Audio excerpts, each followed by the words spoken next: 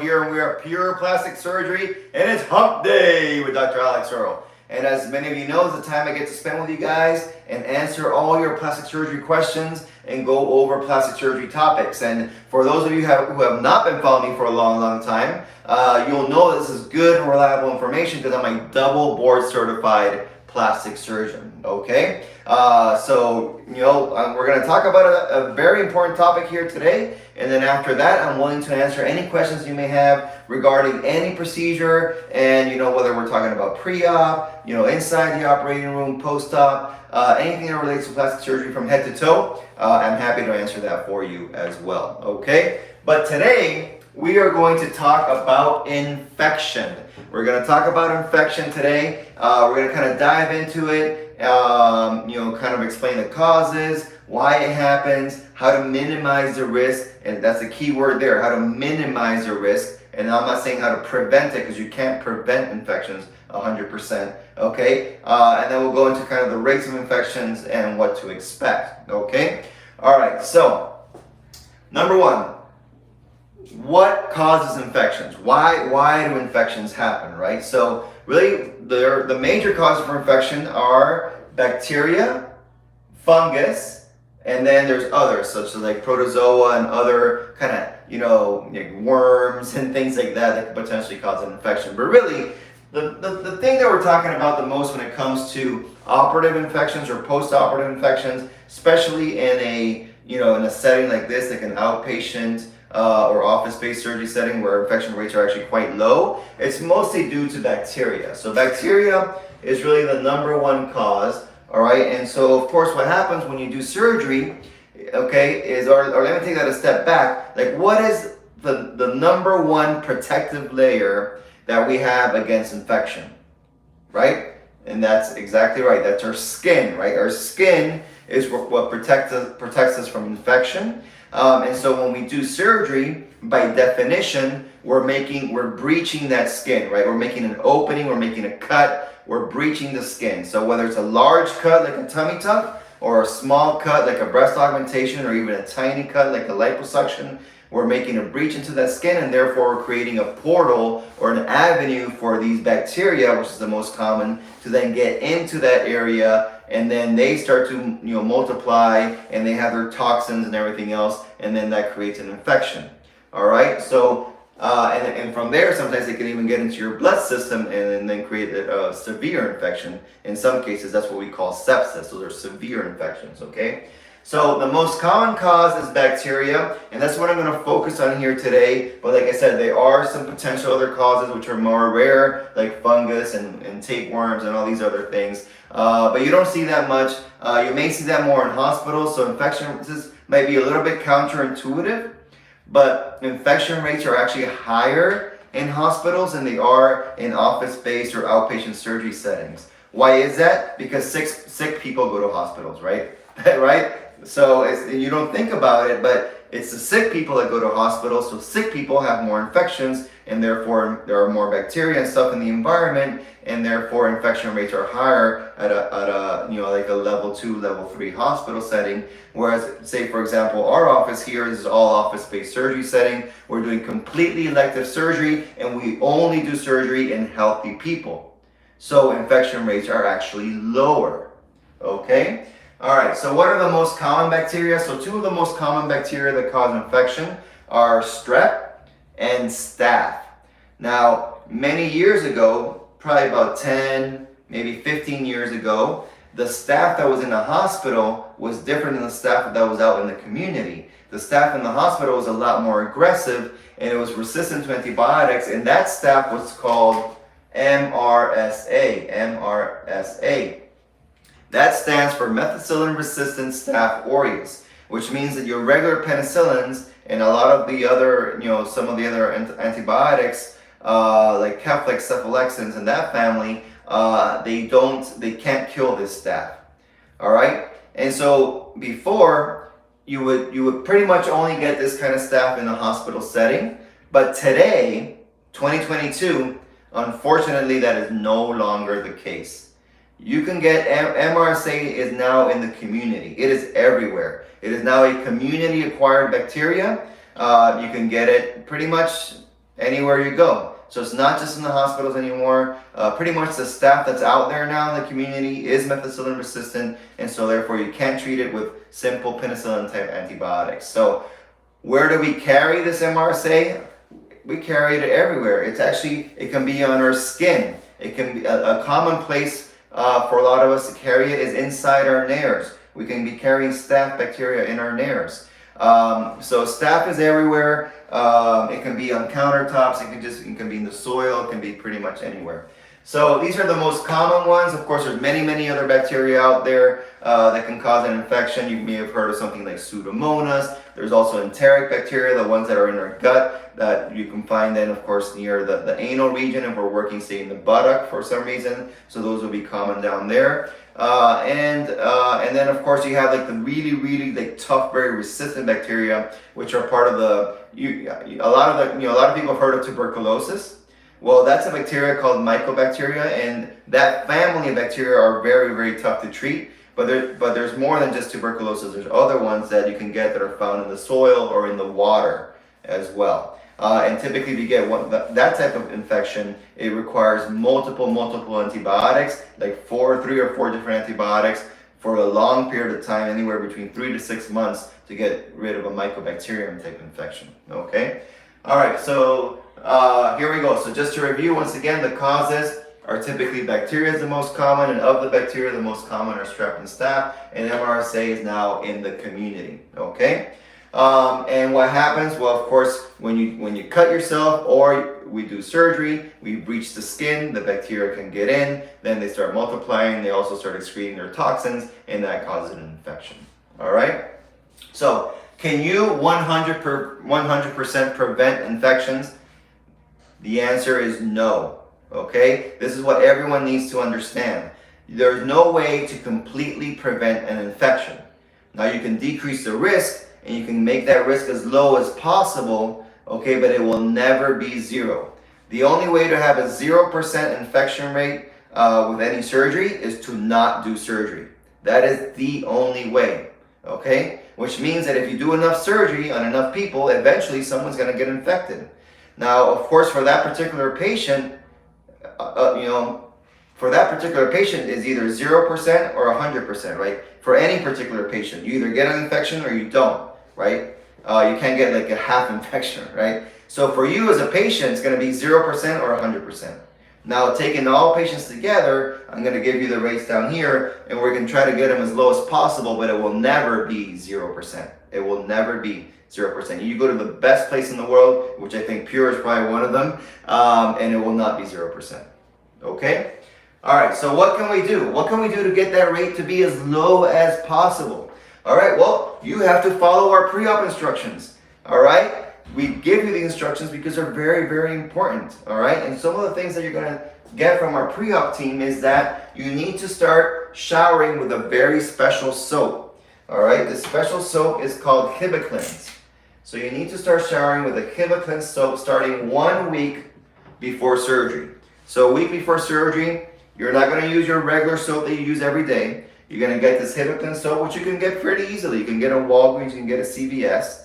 All right, and you're going to shower. You're going to use that pretty much for the entire body. Just be careful with the eyes. Don't get Hibiclens in your eyes. That's going to sting a lot. All right, careful with your eyes. You don't need it for your hair, obviously, but for your body. All right, make sure you're using the Hibiclens, and you're going to start doing that 1 week before surgery. The other thing you're going to start doing is you're going to be using a special ointment called mupirocin. Okay, mupirocin is the name. Sometimes it can be called Bactroban. It's the same thing. But mupirocin is incredibly important, and you're going to be putting that mupirocin inside the nose, just inside the nares here. Okay, why? Because like I just mentioned, bacteria lives in our body, lives in our skin. That's what the Hibiclens is gonna try to take care of, and it lives inside our nares. That's what the mupirocin inside the nares is going to take care of. You're going to do that for a week as well. And this really should be for any surgery, but especially if you're having a tummy tuck. If you're having a tummy tuck or a mommy makeover, which includes a tummy tuck, please clean out that belly button. Okay? You got to clean your belly button. You can't imagine how many patients I've seen where I get into that belly button and it's full of crud. I've seen even like rocks almost, like nasty crud, rocks. I don't know why. Some people have phobia of cleaning their belly buttons. I don't know why. Your finger is not going to get into your belly. Nothing bad is going to happen, okay? Other than if you don't clean it, you're going to get an infection, all right? So, at least starting also a week before surgery, get in that shower, get that Hibit cleanse in that belly button, make sure all that stuff is out of there and it's completely clean. You got to have a pristine belly button, especially for a tummy tuck or mommy makeover, okay? All right. So now you've done everything you're supposed to do. You've done a great job. Now it's our turn to do a great job, right? So now it's operative day. So what are we going to do to minimize the risk on operative day? All right, well, of course, number one, we have to maintain a sterile field. That means that all our instruments have to be, sterilized, and that means that we're using all, all the drapes and the gowns and the gloves and all that is sterile. All right. So we have to maintain a sterile field. But then on top of that, we're also going to be giving you IV antibiotics. Okay, so right before surgery, of course, you get an IV. That's where you get your anesthesia. But not just anesthesia. We're going to be giving you antibiotics inside that IV. Okay, because that helps protect you while we do the surgery, right? While things are open, right? So while we make the incision and things are open, it's going to protect you during that time. So we give you your IV antibiotics. Of course, prior to starting the surgery, we do what we call the prep. That means that we prep the skin, okay, with a solution that kills bacteria. The most common one is iodine. So iodine prep is the most common. But we also use something called chlorhexidine, which is very, very similar to that Hibit cleanse soap that you use. It's similar to that. Well, we can also use the chlorhexidine. The great thing about Hibit cleanse and the mupirocin, and the reason why we use those specifically, I forgot to mention, is because they kill MRSA. They kill MRSA. Those things kill MRSA, so that's why they're so important. That's why you just can't use any soap and any ointment. Okay? All right, good. So now we got your sterile field. We've given you antibiotics. We've prepped your body with bacteria-killing stuff, the chlorhexidine or the iodine. All right? But just before you go in, we do one more thing. After we kind of set up the sterile field and set up the table and everything else, we've added this actually because of COVID, but ever since then, our infection rates have gone way, way lower. What we do is we do a UV light. We basically blast the entire room with a hard pounding UV light for about 5 minutes. And that basically kills anything that's in the room. It kills bacteria. It even kills viruses and stuff that's in the air. All right, so that's why we started using it during COVID, because of course the COVID virus is basically floating in little droplets in the air, and so the UV light kills that. So this has been a great, great adjunct. I've only seen it in terms of office-based surgery. I've only seen it here at Pure. I haven't seen it anywhere else, but it's made a huge difference. And I highly, highly recommend it. And to my colleagues out there, I highly recommend doing the UV light treatment just before you get your surgery started. Okay? All right. And that's what we do for most surgeries. So your typical breast surgery, whether it's a breast augmentation, breast lift, tummy tuck, mommy makeovers, and stuff like that. We do a couple extra things when we use implants. So when we use implants, we then wash out the pocket that we create. Also with both an antibiotic-containing solution, triple antibiotic-containing solution, and betadine as well. We also wash the implant with the betadine. We change our gloves and we use a funnel so that we don't touch the implant when we place the implant. So we do a lot of extra steps when we're doing an implant surgery, and we also do a lot of extra steps when we're doing a BBL. When we're doing a BBL, we add antibiotics to the fat before we transfer. That's really the only manipulation that we do to the fat. We don't decant it, we don't centrifuge it, we don't add a PRP or anything else, but we do add antibiotics, So we add antibiotics to the fat. We do a second prep for the patient. So we've already prepped once, but right before we do the fat transfer, we prep again. Typically with betadine, okay? So we do a second prep. And then this part is very, very important, all right? The reason why typically in most other places nationwide, really taken as a whole, the infection rate for BBL is higher, it's because we're working on the butt. You're working on the buttock, of course, the anus is there and that part is dirty. It has a lot of bacteria. So by definition, we're working in an area that's dirty, okay? So in order to try, we want to try to isolate that area, and so we put a betadine or iodine soaked lap, and you've probably seen it in a lot of our photos, a lot of our videos. We put a betadine soaked lap to cover the anus and to cover that entire area there, okay, to minimize any risk of contamination in that area, okay? But once again, it's never zero, right? Remember guys, we can never get the infection rate down to zero. All right, so we do a few extra steps for the BBL. So extra steps for implants, extra steps for BBL, okay? All right, so we've done the surgery, we've done everything that we can there to minimize any risk of infection. Now it's back onto the patient once again, right? So it's patient, surgeon, patient. Or it's not only surgeon, surgeon, clinic, and all the staff. Everybody has to take part in this, all right? But now you've left us, okay? And what can you do and what you can't do, right? Well, you just can't go anywhere and be all exposed and all these things, right? Now you have bandages to take care of, you have incisions to take care of, all right? So you have to have proper hygiene. Proper hygiene is extremely important. You got to go to a clean place, you got to maintain clean clothing, you got to make sure all the incisions are clean, okay? You got to have proper hygiene, you got to go to a clean environment, okay? A clean environment. Obviously nothing's going to be completely sterile, but you want to keep things as clean as possible. And we do give you oral antibiotics that you have to take for 1 week after surgery, and you have to make sure that you take those on time and for the full course, all right? There should be 0 antibiotic pills left, okay, once you're done with this. You got to take it to completion, all right? Extremely, extremely important, okay? All right. And then there's other things that I didn't really discuss, but you have to be optimized for surgery. Like, for example, smoking increases risk of infection, so you have to make sure there's no smoking. And the other thing that increases risk of infection is uncontrolled diabetes. If your blood sugars are high, your risk of infection is higher as well. So those things also come into play. You just have to make sure in terms of your health that you're optimized before surgery. Other things that increase your risk of infection are you have a urinary tract infection. For example, you come into surgery, you have that burning feeling down there. You may have a urinary tract infection. That means there's already bacteria circling around, and that can infect your surgical site as well. So if you're having any urinary tract infections, don't have surgery at that time. Get that treated first, and then come for surgery. Okay? All right. What else? So, what are the rates of infection? So we've kind of gone over all of that. So what are the potential rates for infection? So fortunately, in an office-based surgery setting, overall, they're quite low, but they're not zero, okay? So breast augmentation is very, very low. It tends to be less than 1%. Why is that? Because we're using a very small incision, typically 3-4 centimeters max. We're doing all these extra steps that I just talked to you about. And so there's not a lot of exposure, a lot of extra steps, so the infection rate for breast aug is very, very low.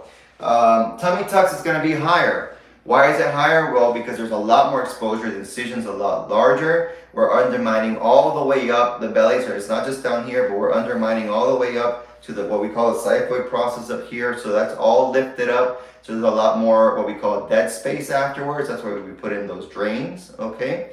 And those pesky belly buttons, right? So for all those reasons, the tummy tuck infection rate will be higher, about 2 to 4%. Okay. Lipo by itself is actually quite low as well, probably about 1%. Why? Because all the incisions are little tiny stab incisions, right? So no big incisions there. So that's pretty low for lipo. And then comes the very interesting one, which is BBL. So nationwide, if you put all the BBLs done in the US together and you look at what the infection rates are, nationwide, the infection rate is approximately 10%. Okay? So as you can see, higher than all the other ones.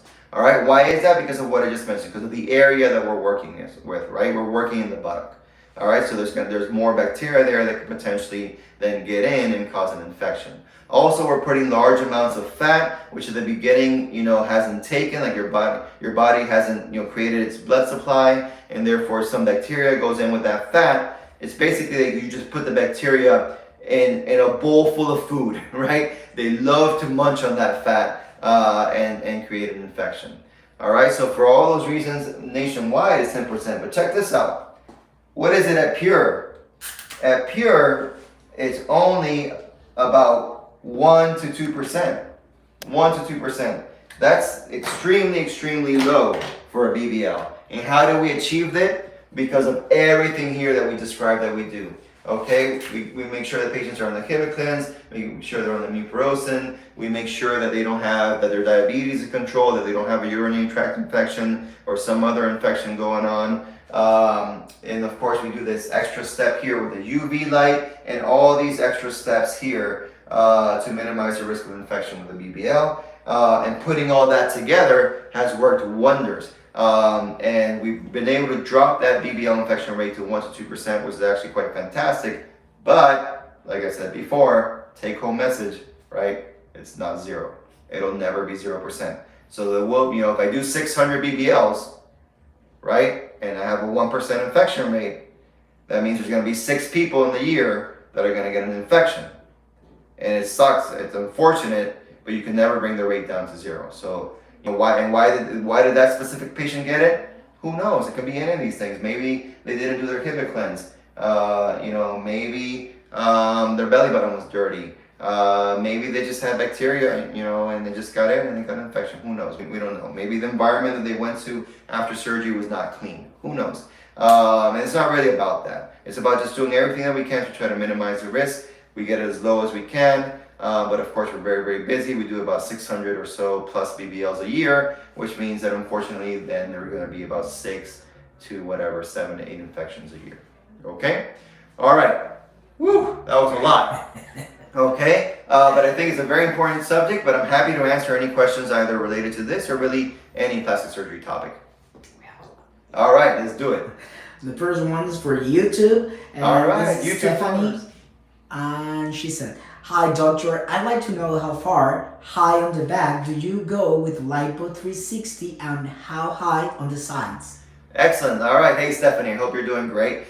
So in the back, we actually go pretty high up with your standard Lipo 360, whether we're doing Lipo 360 or BBL. We're going to go to just about here. You can see that there, okay? So what does that mean? We're definitely we're above the bra line. So we're going to get pretty much, I would say about 90% of your back. Really, the only part that we don't do routinely is here, what we call kind of that buffalo hump sometimes. All right, if someone does have a little bit of excess fat there in that buffalo hump area, then we can add that on, but it will be considered an additional area. So we go pretty high up and on the sides, again, from the armpit all the way down, so pretty much the entire side there as well.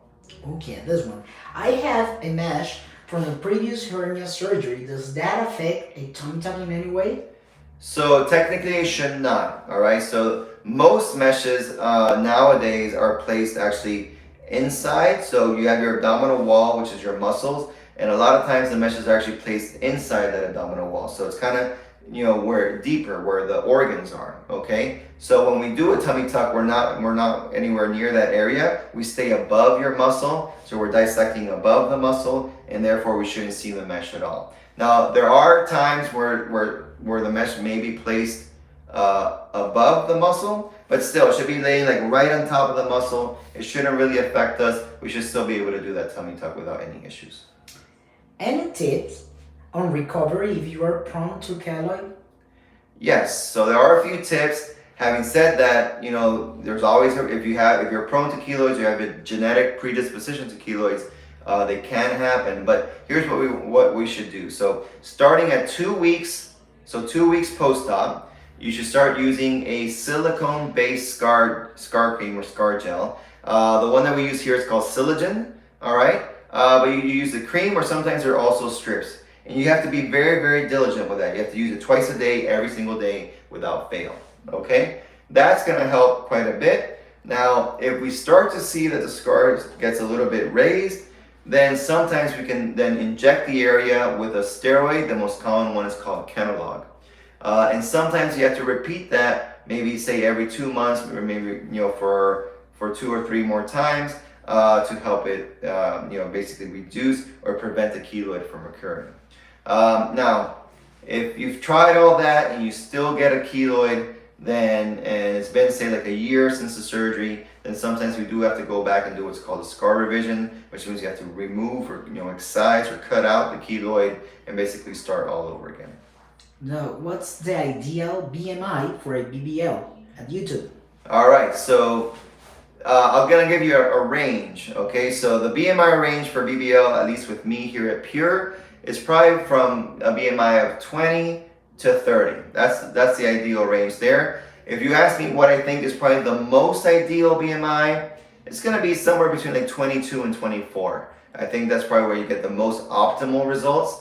But certainly I don't want to be doing a BMI above 30. All your risk factors start to increase above that. If your BMI is below 20, you're not going to have enough fat for a BBL.